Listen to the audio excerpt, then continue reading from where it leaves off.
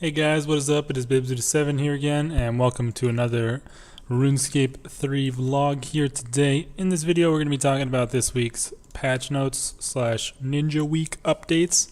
Nothing too huge or substantial to talk about in this video, so just going to be doing some Strange Rock collection on this one, so nothing too super interesting to watch at the moment. Either way though, here's the first thing that came out today.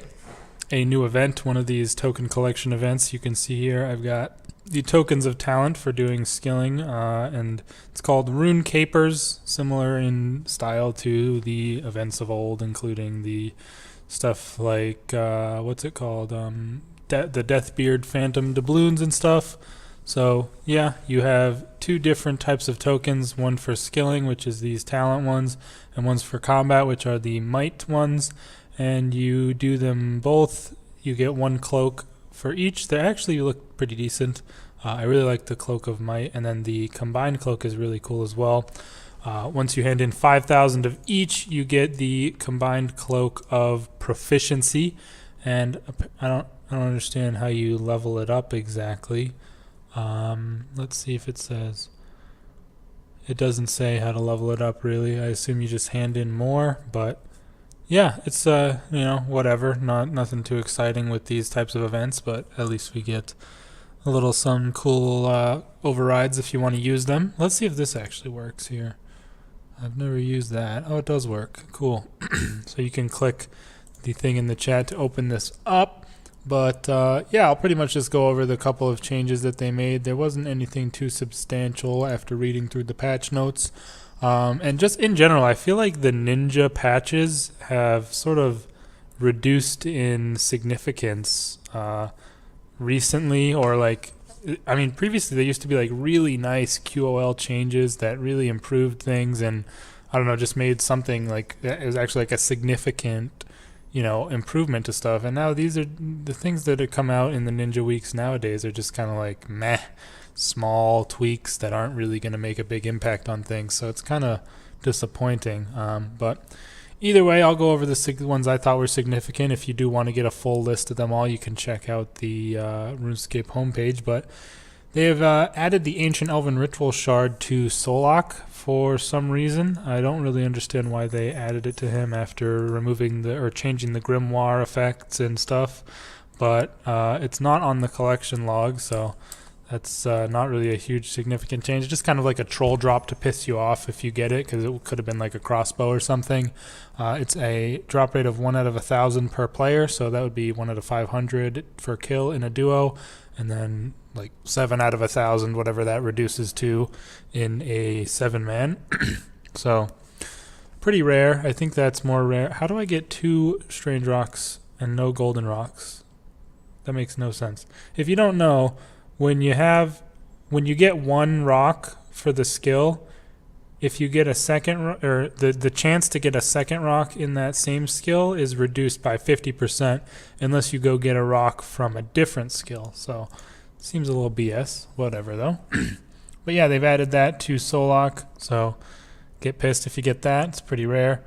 There's also a news broadcast to the Ancient Elven Ritual Shard if you get it from Solak or from the Grove creatures themselves, which I don't think they had before. And there's also now a news broadcast to Cinderbane Gloves when you get them from Solak, so everyone can know how mad you are.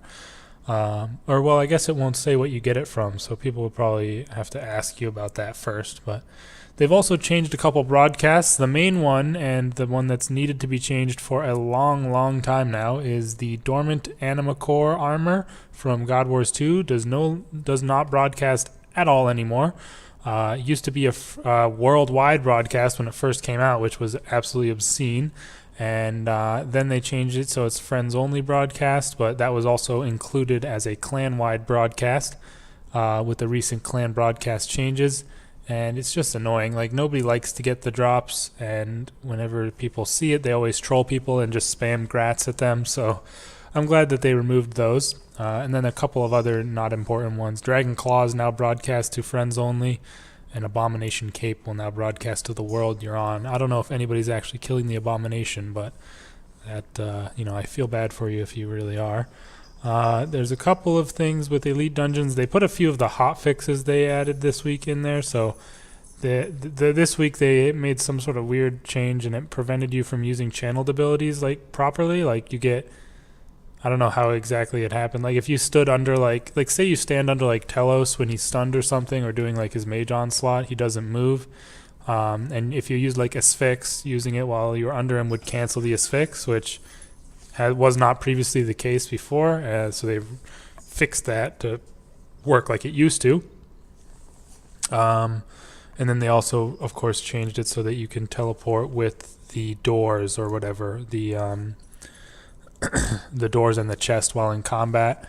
That was also a hot fix during this week, so they, for some reason, they added them to like the main update notes, like they're the first thing that's come out, which doesn't make much sense to me. What am I doing here? I need to get my corrupted ore and do the smithing rocks. But yeah, other than that, nothing too big under the Elite Dungeon section. They fixed the bug where you would die again in Death's Office if you were currently being targeted, or like you were like if you stood in the second boss of Elite Dungeon 2, if you stood in the little arrows to absorb the element or whatever, and then died, you would still take that damage while in Death's Office, apparently. So that shouldn't have been enough to kill you, since I think it's a 9k hit. But if you did happen to die again while there without reclaiming your items, you would have lost all your items. So good to see that they fixed that. I assume that was also a hot fix during the week, so again listed here mysteriously. But then they have a big section for other, and you know they always like to have these big long sections with just other, and then they hide some like pretty good ones in there that you have to read through all the trash ones like typos and stuff to find. One of those being the fact that everyone who does C1 rushes will have faced this pain at least once in their life. Pretty much the Divine Skinweaver boss is the worst boss to get in Dungeoneering while you're doing the rushes, because it takes so damn long and there's not much you can really do to speed it up. But they at least made it a little bit less AIDS by removing the fact that you had to like wait for all the skeletons to die, and you know, just like it would just you would click the person to, you know, open up the ladder, and it would say that there's still skeletons alive even though there's not still skeletons alive, and they fixed that. So yeah, that's pretty much the size of it, but it'll make doing solo rushes at least a little bit less AIDS in the future. I don't even know what clan is this right here. Oh, it's Cruz. That's the clan. I always forget this one when I'm trying to go do my wood cutting rocks, but yeah, that's a pretty nice little small change to Dungeoneering. That'll make it a little more, a little nicer to do. They fixed the fact that if you drank a Guthix Rest while you had like an anti-poison plus active for 12 minutes, it would overwrite your anti-poison. I'm not sure how long a Guthix Rest anti-poison lasts, but I assume it's way less time than an anti-poison plus. Did I already get my rock for this? I think I just got it. Yes, I did. Okay, I guess I'll go do the div one. But yeah, that's good that they fixed that. They also fixed it so you can now enter the Ooglog pools with the familiar summoned. Previously you could not do that, which was a bit of an annoyance for some people. I don't really use the pools myself, but still good to see that they are at least fixing the stupidly obvious bugs that don't really take too much work to fix, as far as I can tell. There's a bunch of other random stuff here. This might be one that people would be caring about. If you have a P-neck proc while you are under the effects of immortality, it would clear the immortality icon from your buff bar, but the effect would still be active for the same amount of like duration.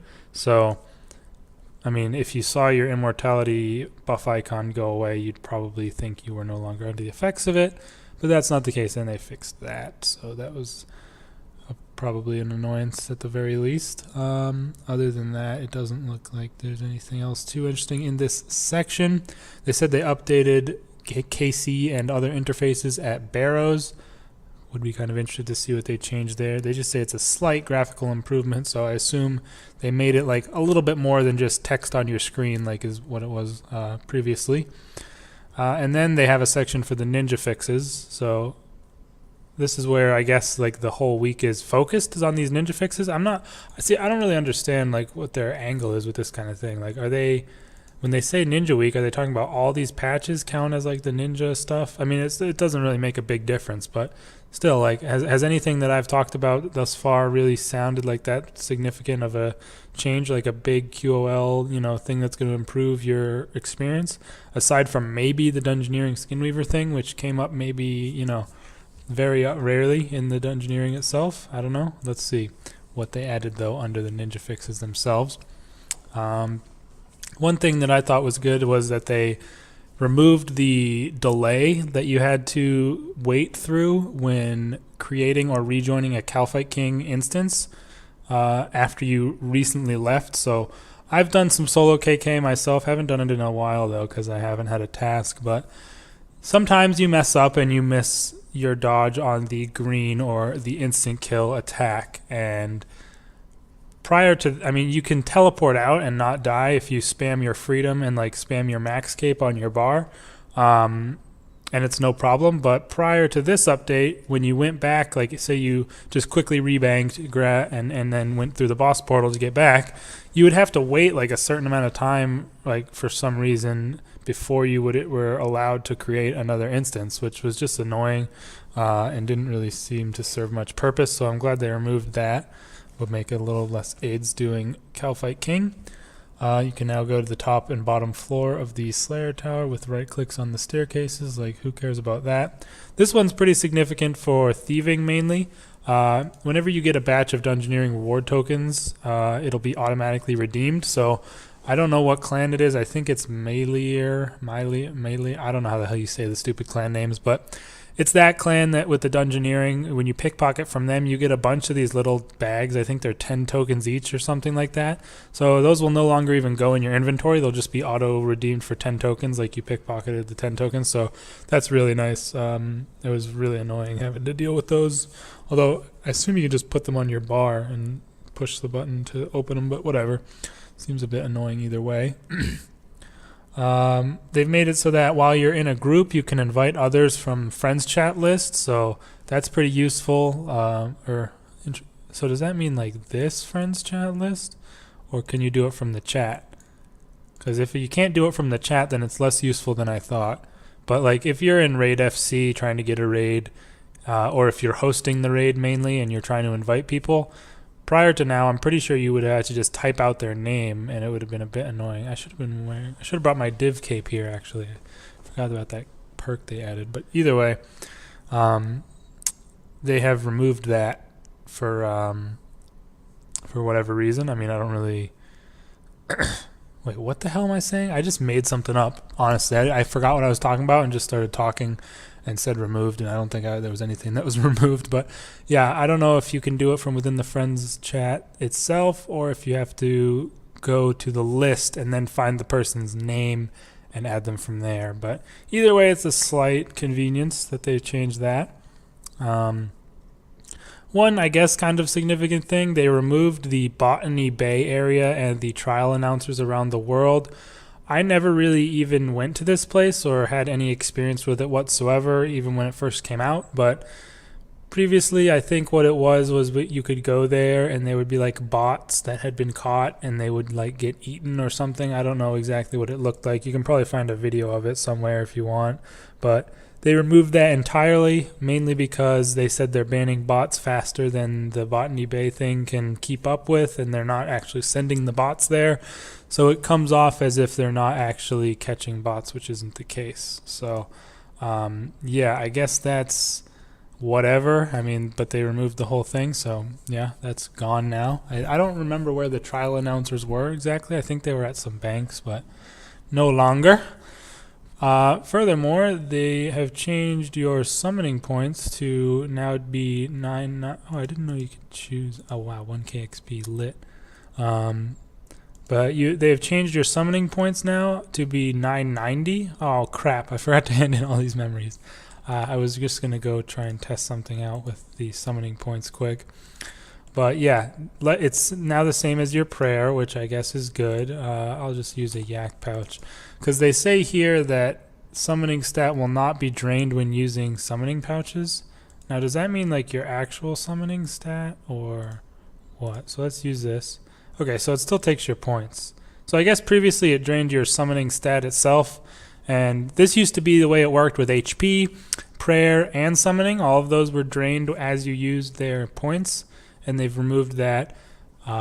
Just something they've wanted to be doing for a while now. I'm not sure what took them so long to do it for summoning, but I never really understood the whole point of summoning points to begin with. I feel like they should just remove summoning points in general and just have the special attack bar as, you know, the main thing, because the only reason you have summoning points is to summon pouches, and then it slowly drains while the pouch is there. But even if you have 0 points, you can still have your summoning familiar there. So I don't know, it doesn't really make much sense to me, the whole summoning point system. The only thing you really care about is the special attack bar when you're using specs for your familiars, but I don't know, either way. They've added packs of feathers to a bunch of shops, which will help with Iron Man, I'm sure. Wyson the Gardener will now accept noted moleskins, claws, and noses, which is very nice, because previously it was like basically not even worth it to hand them in to him, because he freaking wouldn't accept noted ones, so you'd have to do an inventory at a time, and that was just like super AIDS. But other than that, they made it so that the ladder into the gem mine in Shiloh Village can be descended while you have the Karamja gloves in your inventory rather than equipped. I can't tell you how many times I was going to do a Gemstone Dragons task and I accidentally clicked the ladder, and then I had to equip the gloves to get down again, which was a bit annoying, for sure. Other than that, I don't think there's really anything else worth mentioning in here as far as I can tell. So yeah, that's pretty much it for the ninja fixes for this and the patches for this week. Like I said, I don't know, it might just be me, but I feel like the ninja fixes in general have been getting less significant recently, or like over the past couple of years or so, or whatever. I don't really know, but either way, hopefully the player-owned farms, when it comes out, is going to be nice. That is in 2 weeks from now, supposedly, if it doesn't get delayed, which will surprise me, to be honest, because they announced it a month in advance, and I don't think it's very rare that they announce something a month in advance and then don't go on to delay that thing. But that would be nice if that comes out in 2 weeks. So I'm not really sure what's coming next week. I don't think there was anything else in the month ahead, so as far as I can tell, we're just getting another patch week next week, but maybe there's something I forgot. Also, there no more summer weekends. The summer weekends have concluded with the minigames weekend last weekend. I did my Livid Farm Comp Cape requirement during that weekend, which was nice to get out of the way. But yeah, that's pretty much it for this video, you guys. I hope you all enjoyed it. Let me know your thoughts of these patches down in the comments below. And I will see you later in the week for a new episode of the Clue Scroll Chronicles series. So I hope you guys are looking forward to that, and I will see you then. Peace out.